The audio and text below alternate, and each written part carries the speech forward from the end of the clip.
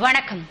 புதுவையில் ரவுடிகளுடன் போலீசாருக்கு தொடர்பு இருப்பதாக போலீசார் பொதுமக்கள் நல்லுறவு கூட்டத்தில் பொதுமக்கள் சரமாரியாக குற்றம் சாட்டினர். புதுவை கோரிமேடு காவலர் சமுதாய கூடத்தில் போலீஸ் பொதுமக்கள் கூட்டம் ஐஜி ரன்வீர் சிங் கிருஷ்ணியா தலைமையில் டிஐஜி சுக்லா, சட்டம் ஒழுங்கு எஸ்எஸ்பி பார்வேஸ் அகமது, போக்குவரத்து எஸ்எஸ்பி குர்ஜார் ஆகியோர் முன்னிலையில் நடைபெற்றது. கூட்டத்தில் பொதுமக்கள் பேசும்போது, சிறையில் இருக்கும் ரவுடிகள் தங்களின் கூட்டாளிகளுடன் பேசி கொலை, கொள்ளை, மாமூல் போன்ற குற்றச் சம்பவங்களில் ஈடுபடுகின்றனர். அவர்களுக்கு யார் மூலம் செல்போன் சிறைக்கு உள்ளே வருகிறது, யார் யாருடன் அவர்கள் பேசுகிறார்கள் என்பதை ஏன் காவல்துறை ஊடகங்களுக்கு தெரிவிக்கவில்லை என்று கேட்டதற்கு ஐஜி, சிறைத்துறை என்பது காவல்துறையின் நேரடி கட்டுப்பாட்டில் இல்லை, அரசின் அங்கமாக இருக்கிறது. இருந்தாலும் காவல்துறை உரிய நடவடிக்கை எடுத்து வருகிறது என்று கூறினார். மேலும் பொதுமக்களுக்கு மிரட்டல், அச்சுறுத்தல் வந்தால் காவல்துறைக்கு உடனே தெரிவிக்க வேண்டும் என்று கூறினார். மேலும் சிறையில் ஜாமர் கருவி முறையாக செயல்படுத்தவில்லை என்ற குற்றச்சாட்டிற்கு செல்போன் டவர்களால் ஜாமர் கருவி செயல்படவில்லை, விரைவில் சரி செய்ய முயற்சி நடக்கிறது என்றார். மேலும் போலீசாருக்கு ரவுடிகளுடன் தொடர்பு இருக்கிறது என்ற குற்றச்சாட்டுக்கு ஆதாரம் இருந்தால் கொடுங்கள் என்று கூறினார். கூட்டத்தில் எஸ்பிக்கள் பைரவசாமி, ராமராஜ், பழனிவேலு மற்றும் பலரும் பொதுமக்களும் கலந்து கொண்டனர். இந்திய தேசிய ஆவண காப்பகம் சார்பில் பிரிட்டனில் இந்திய வரலாற்று சுவடுகள் என்ற தலைப்பில் நடைபெற்ற புகைப்பட கண்காட்சியை அமைச்சர் தியாகராஜன் குத்துவிளக்கேற்றி துவக்கி வைத்தார். புதுவை லாஸ்பேட்டை ஜீவானந்தபுரத்தில் உள்ள இந்திய தேசிய ஆவண காப்பகம் சார்பில் ஆவணங்களின் பயன் மற்றும் முக்கியத்துவத்தை பொதுமக்களுக்கு உணர்த்தும் வகையில் ஆவண காப்பக வாரத்தை முன்னிட்டு பிரிட்டனில் இந்திய வரலாற்று சுவடுகள் என்ற தலைப்பில் அரிய வரலாற்று ஏடுகள் மற்றும் புகைப்பட கண்காட்சி முதலமைச்சரின் பாராளுமன்ற செயலர் வைத்தியநாதன் முன்னிலையில் நடைபெற்றது. இதில் சிறப்பு விருந்தினராக கல்வி, கலை மற்றும் பண்பாட்டுத்துறை அமைச்சர் தியாகராஜன் கலந்து கொண்டு குத்துவிளக்கேற்றி கண்காட்சியினை துவக்கி வைத்தார். கண்காட்சியில் புகழ்வாய்ந்த தனி மனிதர்கள் மற்றும் அரசு அதிகாரிகளின் கடிதங்கள், கோப்புகள், ராணுவத்தை பற்றிய புகைப்படங்கள், வட்டமேசை மாநாடு, பிரிட்டிஷ் காமன்வெல்த் போன்ற சரித்திர சான்றுகள் இடம்பெற்றன. புதுவை பேருந்து நிலையத்தில் போலீசார் அதிரடி சோதனை நடத்தி பயணிகளுக்கு பேருந்து பெயருடன் கூடிய ரசீதை வழங்கும்படி எச்சரிக்கை விடுத்தனர். புதுவை பேருந்து நிலையத்தில் பல பேருந்துகளில் சக்கரை என்ற பெயரில் ரவுடிகள் ஏறி மாமூல் கேட்பதாகவும், நடத்துனர்கள் பயணிகளுக்கு பேருந்து பெயர் இல்லாத ரசீதை அதன் பின்புறம் பயணிகளுக்கு வழங்க வேண்டிய பாக்கி தொகையை எழுதி வழங்குவதாகவும், அந்த பாக்கியை பயணிகள் கேட்கும்போது தாங்கள் பேருந்து சீட்டு அல்ல என்று மறுத்து பாக்கி தொகையை தர மறுக்கின்றனர் என்று புகார் எழுந்ததால் உருளையன்பேட்டை போலீசார் அதிரடி சோதனை நடத்தினர். சோதனையில் பேருந்துகளில் உண்மையான செக்கர் இருக்கின்றனரா அல்லது வேறு யாரேனும் உள்ளனரா என ஆய்வு செய்து நடத்துனர்களிடம் பயணிகளுக்கு சீட்டு கொடுக்கும்போது பேருந்து பெயருடன் கொடுக்க வேண்டும், தவறினால் நடவடிக்கை எடுக்கப்படும் என்று எச்சரித்தனர். மேலும் மது பாட்டில் கடத்தலுக்கு பேருந்து ஊழியர்கள் துணை போகக்கூடாது என்றும், யாராவது சந்தேகத்திற்கிடமான பார்சலை ஏற்றினால் உடனே காவல் நிலையத்திற்கு தகவல் கொடுக்க வேண்டும் என்று அறிவுறுத்தினர். போலீசாரின் இந்த அதிரடி சோதனையால் பேருந்து நிலையத்தில் பெரும் பரபரப்பு ஏற்பட்டது. கூடங்குளம் அணு உலையில் எரிபொருள் நிரப்ப உச்சநீதிமன்றம் அனுமதி அளித்ததை அடுத்து மின்சாரம் தயாரிப்பதில் ஏற்பட்ட சிக்கல் நீங்கியது.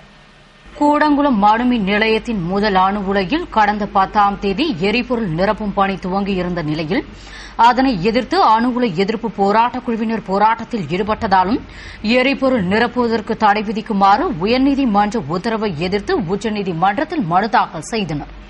வழக்கை விசாரித்த உச்சநீதிமன்றம் அணு உலையில் எரிபொருள் நிரப்பும் பணிக்கு தடை விதிக்க முடியாது என்று உத்தரவிட்டது. இந்த அதிரடி தீர்ப்பால் கூடங்குளம் அணுமின் நிலையத்தில் மின்சாரம் தயாரிப்பதில் ஏற்பட்ட தடை நீங்கியது.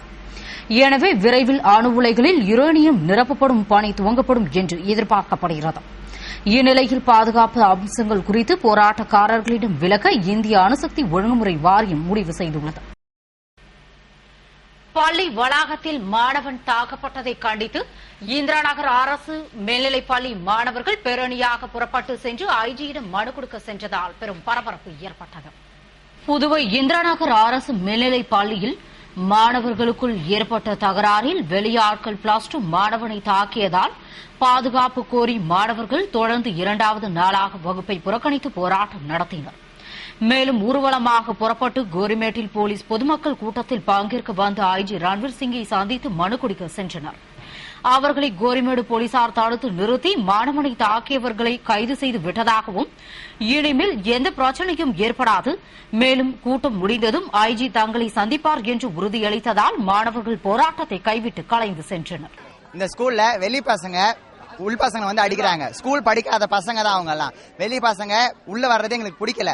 இது வந்து ரவுடி பசங்க தான், முக்கியமா ரவுடி தான். சின்ன பசங்க வந்தாங்க, எங்களுக்கு அதை பத்தி ப்ராப்ளம் கிடையாது. அந்த பக்கம் கேட்டு திறந்து இருக்கு, அந்த வாழே உடஞ்சிருக்கு. அந்த வாழை கட்ட சொல்லி அது உடஞ்சு 6 வருஷம் ஆகுது. இது வரைக்கும் அதுக்கு ஒரு நடவடிக்கை கூட எடுக்கல. இது எங்களுக்கு எவ்வளவு கஷ்டமா இருக்கு. கேர்ள்ஸ் தான் ரொம்ப பாவம். வெளி பசங்க அங்கே வந்து சிகரெட் பிடிக்கிறது, தண்ணி அடிக்கிறது, அவங்க சாலை பிடிச்சி இழுத்து அவங்களை கிண்டல் பண்றது, இதெல்லாம் பண்றாங்க. இதை பார்த்த விபி ஒண்ணுமே கேட்கல. நேற்று ஒரு பையன் அடிக்கிறப்ப உள்ள வந்து நீ வெளில வந்தா அவனை வெட்டு வேண்டா அப்படின்னு அவன் சொல்றான். விபி முன்னாடி சொல்றான். ஆனா அந்த விபி ஒண்ணுமே கேட்காத அளவுக்கு அவன் மாதிரி கம்முனிக்கிறார். ஏன் பையன் வந்து சத்தம் போடுறீங்களா, சத்தம் போடக்கூடாது, வெளில போவாங்கிறாரு. அப்ப எங்களுக்கு என்ன பாதுகாப்பு? எங்க வீட்டை நம்பி தான் அனுப்புறாங்க. இந்த ஸ்கூல்ல படிச்சா பசங்க நல்லா படிப்பாங்க அப்படின்னு நம்பி தான் அனுப்புறாங்க.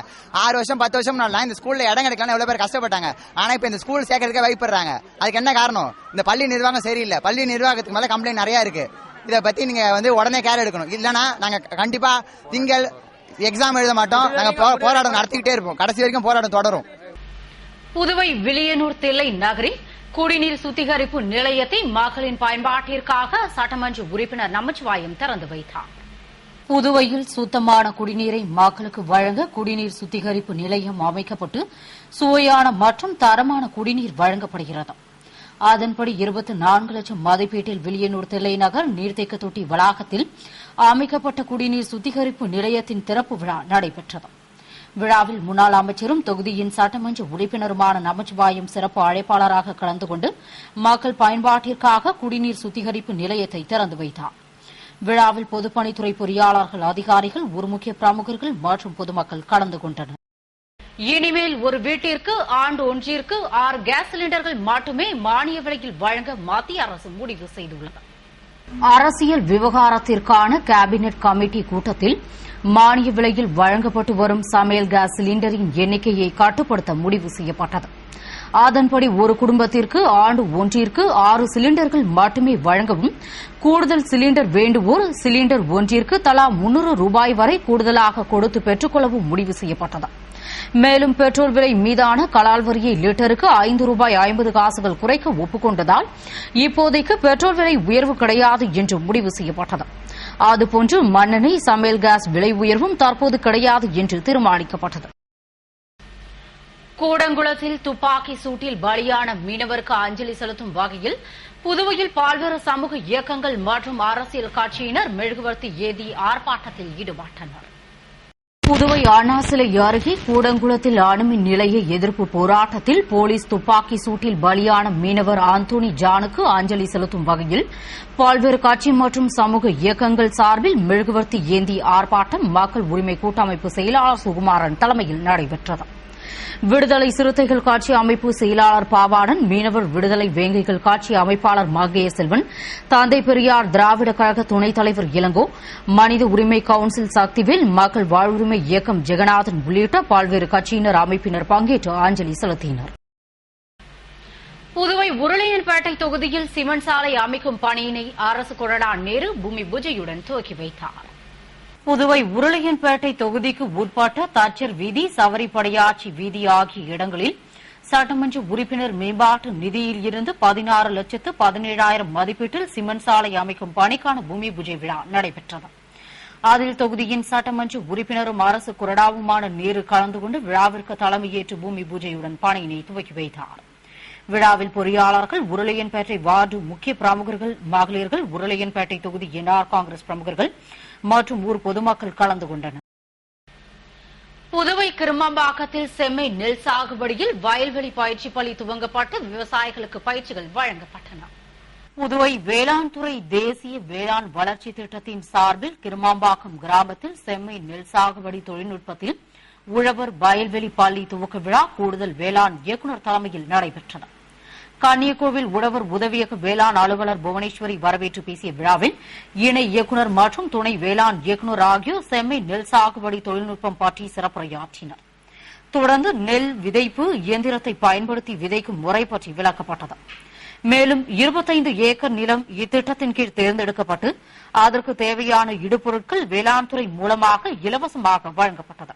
மற்றும் விவசாயிகளுக்கு பயிற்சிகள் வழங்கப்பட்டன. புதுவை பூரணாங்குப்பம் அரசு நடுநிலைப் பள்ளியில் அறிவியல் கண்காட்சி ஆசிரியர்களின் வழிகாட்டுதலுடன் நடைபெற்றது. புதுவை பூரணாங்குப்பம் அரசு நடுநிலைப் பள்ளியில் தலைமை ஆசிரியர் குப்புசாமி தலைமையில் பள்ளி அளவிலான அறிவியல் கண்காட்சி நடைபெற்றது. இதில் சிறப்பு விருந்தினராக மாநில பயிற்சி மைய சிறப்பு அதிகாரி கிருஷ்ணன் கலந்து கொண்டு கண்காட்சியை துவக்கி வைத்தார். துவக்க நிலையில் 40 படைப்புகளும் நடுநிலை அளவில் 65 படைப்புகளும் காட்சி பொருட்களாக வைக்கப்பட்டிருந்த கண்காட்சிக்கான ஏற்பாட்டினை அறிவியல் ஆசிரியை வழிகாட்டுதலுடன் ஆசிரியர்கள் மற்றும் மாணவ மாணவிகள் செய்திருந்தனர். கூடங்குளம் அணு உலை பிரச்சினை தொடர்பாக மீனவர்கள் வேலைநிறுத்த போராட்டத்தில் ஈடுபட்டனர். மீன்பிடிக்க கடலுக்கு செல்லவில்லை. கூடங்குளம் அணுமின் நிலையத்திற்கு எதிர்ப்பு தெரிவித்து போராட்டம் நடத்திய மீனவர்கள் மீது போலீசார் துப்பாக்கி சூடு நடத்தியதற்கு கண்டனம் தெரிவித்து கூடங்குளம் மீனவர்களுக்கு ஆதரவாக தமிழகம் மற்றும் புதுவையில் மீனவர்கள் வேலைநிறுத்த போராட்டத்தில் ஈடுபட்டனர். இதனால் கோட்டகுப்பம் பேரூராட்சிக்கு உட்பட்ட சோதனைக்குப்பம், நடுக்குப்பம், சந்திராயன்குப்பம், சின்ன முதலியார் சாவடி, பொம்மையார் பாளையம், புதுவை காலாப்பட்டு, சின்ன காலாப்பட்டு, பிள்ளைச்சாவடி, கனகசெட்டிக்குளம் உள்ளிட்ட பகுதி மீனவர்கள் கடலுக்குள் மீன்பிடிக்க செல்லவில்லை. மேலும் மீன்கள் விற்பனைக்கும் தடை விதிக்கப்பட்டது. எனவே படகுகள் யாவும் கரையோரமாக நிறுத்தி வைக்கப்பட்டது.